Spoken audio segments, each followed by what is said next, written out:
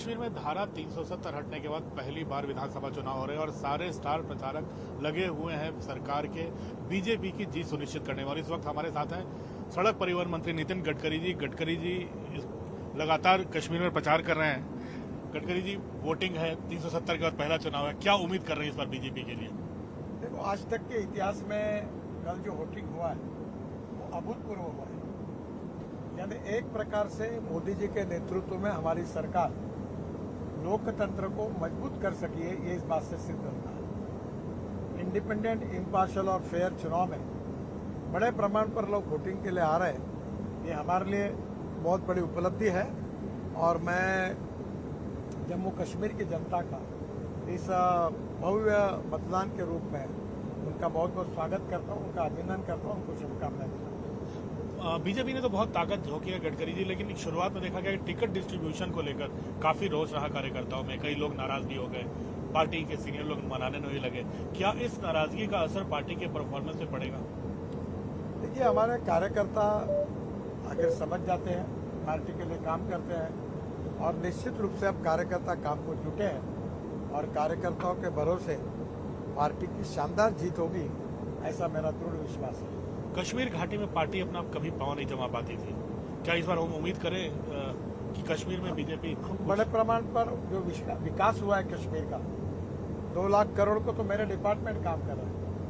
तो जो जिस प्रकार से जम्मू से श्रीनगर हार्ट लाइन है, पूरा रोड अच्छा बनाया, अब 15-16 टनल उसके बीच में बनाई। उधर श्रीनगर के बाद लद्दाख लेह तक जोजिला टनल, जेडबो टनल, रोड अच्छा बना है। वहाँ से मनाली तक 8 टनल बन रही है, रोहतांग पास तक अटल टनल। तो एक प्रकार से ये मनाली से शुरू होकर जम्मू, लद्दाख, लेह से होकर श्रीनगर में आकर और श्रीनगर से श्रीनगर जम्मू हाईवे से कटरा हाईवे से जुड़कर द्वारका एक्सप्रेस हाईवे और वहाँ से मुंबई दिल्ली एक्सप्रेस हाईवे से डायरेक्ट सूरत, और सूरत से निकालकर ग्रीन हाईवे हम बना रहे 1 लाख करोड़ का लगभग। वो सूरत से नासिक, नासिक से अहमदनगर, अहमदनगर से सोलापुर, सोलापुर से कर्नूल और कर्नूल से कन्याकुमारी, चेन्नई, बेंगलोर, हैदराबाद, त्रिवेंद्रम, कोची, सब साउथ को जोड़ा जाएगा।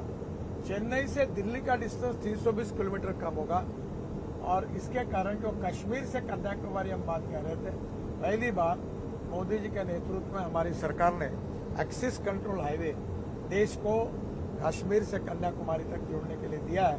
ये हमारी सरकार की बहुत बड़ी उपलब्धि है और मैं कह सकता हूँ कि पिछले 50 साल में, 60 साल में जितना काम रोड इंफ्रास्ट्रक्चर का नहीं हुआ, उतना काम इस 10 साल में हमने करके दिखाया कश्मीर में भी। गडकरी जी, एक और सवाल उठ रहा है कि यहाँ की सभी पार्टी जो नेशनल कॉन्फ्रेंस हो, पीडीपी हो, सब बीजेपी से दूरी बना रहे हैं वहाँ पर।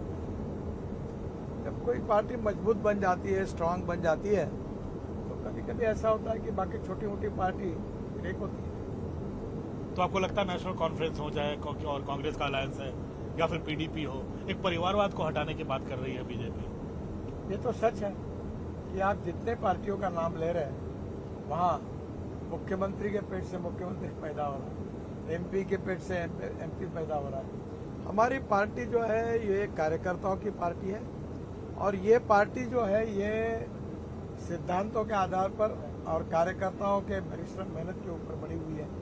श्यामा प्रसाद मुखर्जी, दीनदयाल उपाध्याय, अटल बिहारी वाजपेयी, अडवाणी जी और अभी मोदी जी, इनके नेतृत्व में कुछ सिद्धांतों के लिए, देश के लिए, समाज के लिए और गांव, गरीब, मजदूर, किसान के कल्याण के लिए हमारी पार्टी की स्थापना हुई है।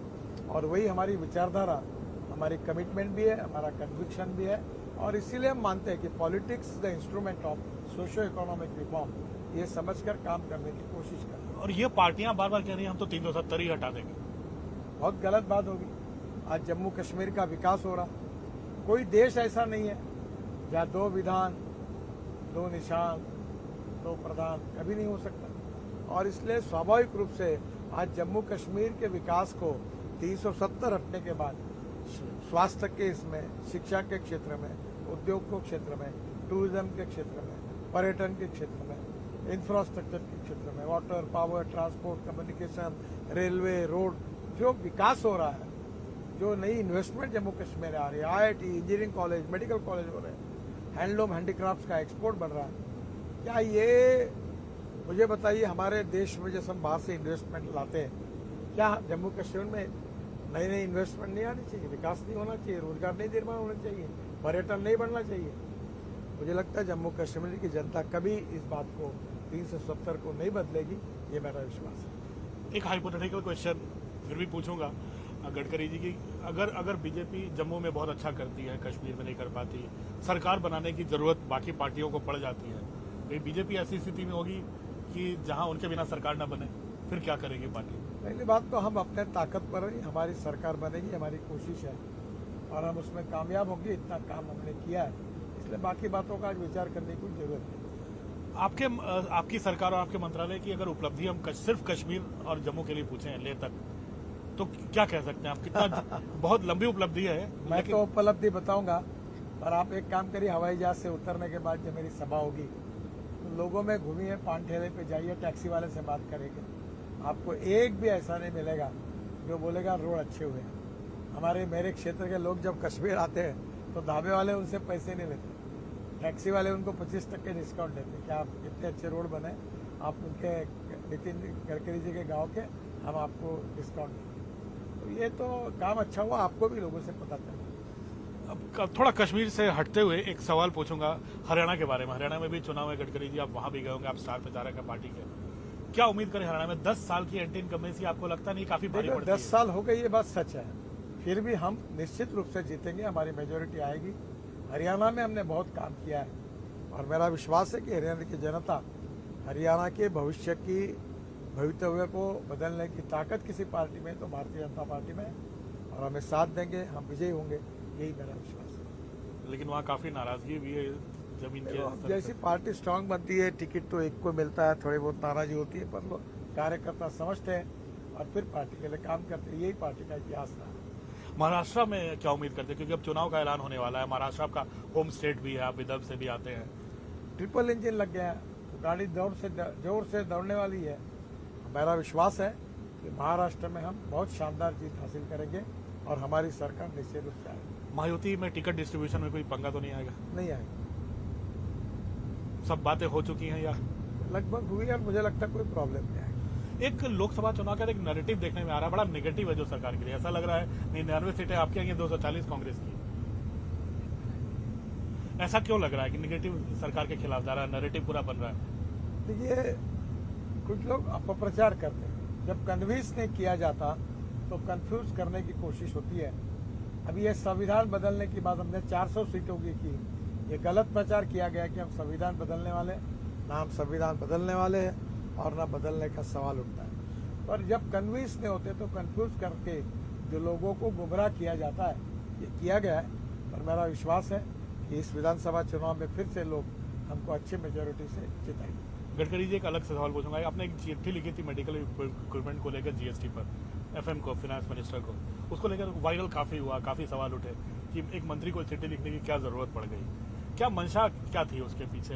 देखिए, मेरे क्षेत्र में आंदोलन हुआ तो लोग मुझे मिलने के लिए आए और आने के बाद मुझे भी लगा कि ये जुनैन है, तो विचारार्थ मैंने फाइनेंस मिनिस्टर को कहा कि ये भी सोचो, लिखने में कोई गलत नहीं है, पर गलती ये हुई कि जब सेशन चालू था तो ये चिट्ठी उन लोगों को मैंने हमारे ऑफिस में नहीं देनी चाहिए, उनको देने के कारण वो पब्लिक में गई और उसके कारण चर्चा हुई, तो ये पब्लिक में जाई, ये गलत हुआ, तो न समझते हुए चली गई। एक आपने कहा था 60 किलोमीटर के डिस्टेंस पर 2 टोल नहीं होंगे, क्या इस पर इम्प्लीमेंटेशन चालू है? हम लोग नई सैटेलाइट बेस्ड टोल सिस्टम ला रहे हैं, जिसके कारण ये सब प्रॉब्लम सॉल्व हो जाएंगे। एक सवाल और गडकरी जी बनता है कि बारिश के कारण रोड पे बहुत गड्ढे हो रहे हैं और काफी वायरल भी हो रहा है, काफी सवाल उठ रहे हैं NHAI पे, बाकी सवाल पे, क्या? देखिए, इस बार बारिश बहुत आई, बाढ़ बहुत आया और डांबर जो होता है उसकी पानी से दुश्मनी होती है। काफी जगह पर बरसात ज्यादा हुई, बादल फटे, उसके कारण नुकसान हुआ है, रोड खराब हुए हैं। पर हमने जो रोड जहाँ क्वालिटी में कुछ खराबी है उन कॉन्ट्रैक्टर को पेनलाइज कर रहे हैं। जिसका पहली बार रोड खराब हुआ उसको 1 साल के लिए डिबार करेंगे और दूसरी बार है उसको 3 साल के लिए डिबार करेंगे और अधिकारियों को भी जिम्मेदारी कार्रवाई करेंगे।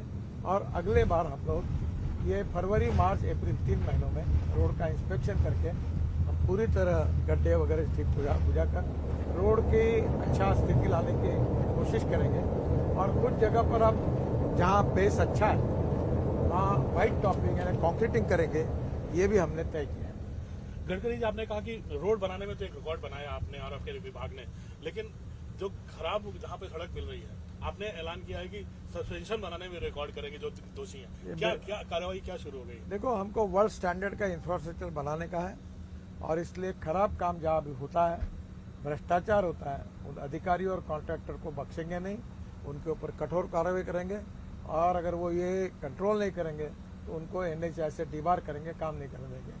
जो खराब करेगा उसको पहले मिस्टेक के लिए 1 साल और उसके बाद खराब होता है तो 3 साल के लिए उसको हम लोग बाहर कर देंगे, सिस्टम के डिबार कर देंगे। और जो अधिकारी जिम्मेदार है, जो अथॉरिटी इंजीनियर जिम्मेदार है, जिनको ये देखना था उनके ऊपर भी इसी भाव से कार्रवाई करेंगे ताकि हम उसके साथ कोई कॉम्प्रोमाइज नहीं करें। गडकरी जी, फिर आखिरी सवाल तो फिर चुनाव का होगा कि चुनाव अब क्या उम्मीद कर रहे हैं आप? आपने पूरी पार्टी की स्ट्रैटेजी देख ली, पार्टी का काम देख लिया वहां पर, अब जम्मू कश्मीर में क्या 370 के बाद पहले चुनाव में भगवा लहराएगा? हम जम्मू कश्मीर में निश्चित रूप से जीतेंगे और जम्मू कश्मीर की जनता जात, पंथ, धर्म, भाषा और सेक्स से ऊपर उठकर जम्मू कश्मीर की जनता का भविष्य बदल कोई सकती है तो भारतीय जनता पार्टी बदल सकती है। इस विश्वास के साथ वो हमें साथ दे। हम सबका साथ, सबका विकास, सबका प्रयास और सबका विश्वास, इसी आधार पर जात, पंथ, धर्म, भाषा के आधार पर काम नहीं करेंगे। हम इस बात पर विश्वास रखते हैं कि कोई भी व्यक्ति उसकी जात, पंथ, धर्म, भाषा और सेक्स से बड़ा नहीं होता, उसके गुणों से बड़ा होता है और इस समाज की अस्पृश्यता, जातीयता समूल नष्ट करेंगे। और गरीब गरीब होता है, गरीब को जात, पंथ, धर्म और भाषा नहीं होती।